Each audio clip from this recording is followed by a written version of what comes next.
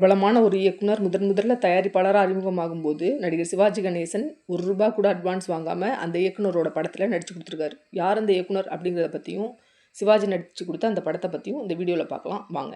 தமிழ் சினிமாவோட புதுமை இயக்குனர் அப்படின்னு சொல்லப்படுறவர் தான் இயக்குனர் ஸ்ரீதர். பல முன்னணி நடிகர்களை வச்சு பல வெற்றி படங்களை கொடுத்த இவர் 1954 வெளிவந்த ரத்த பாசம் அப்படிங்கிற படத்தின் மூலமா கதை திரைக்கதை ஆசிரியரா தமிழ் சினிமாவில் அறிமுகமானார். அதே வருஷம் எதிர்பாராதது அப்படிங்கிற படத்துக்கும் கதை திரைக்கதை எழுதியிருந்தார் இயக்குனர் ஸ்ரீதர்.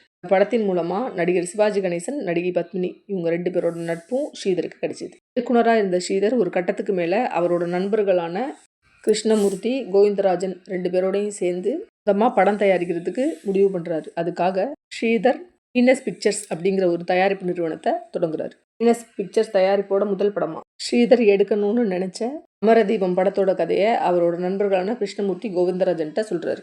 அதை 2 பேருக்கும் ரொம்ப பிடிச்சிடுது. அமரதீபம் படத்துக்கு ஹீரோவா சிவாஜியையும், ஹீரோயினா பத்மினியையும், சாவித்ரியையும் போடலாம் அப்படின்னு சொல்றாரு ஸ்ரீதர்.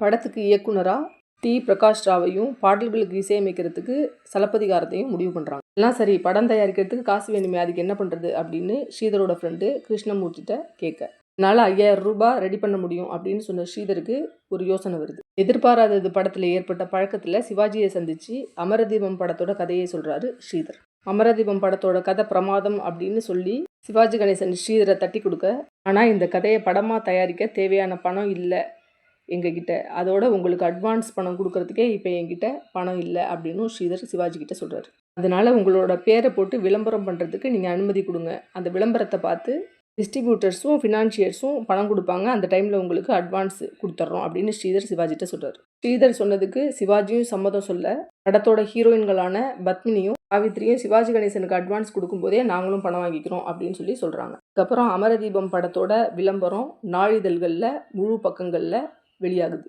அந்த விளம்பரத்தை பார்த்த ஃபினான்ஷியர்ஸ் படத்துக்கு நான் நீ அப்படின்னு போட்டி போட்டு பணம் கொடுக்கறதுக்கு முன் வராங்க. அமரதீபம் படத்தோட வேலையும் வேகமாக நடக்குது. செப்டம்பர் 29, 1956 அன்னைக்கு அமரதீபம் படம் வெளியாகி மாபெரும் வெற்றியும் அடையுது. வீடியோ உங்களுக்கு பிடிச்சிருந்துச்சுன்னா லைக் பண்ணுங்கள், ஷேர் பண்ணுங்கள், சப்ஸ்கிரைப் பண்ணுங்கள். மறக்காமல் கமெண்ட் பாக்ஸில் கமெண்ட் பண்ணுங்கள். நன்றி, வணக்கம்.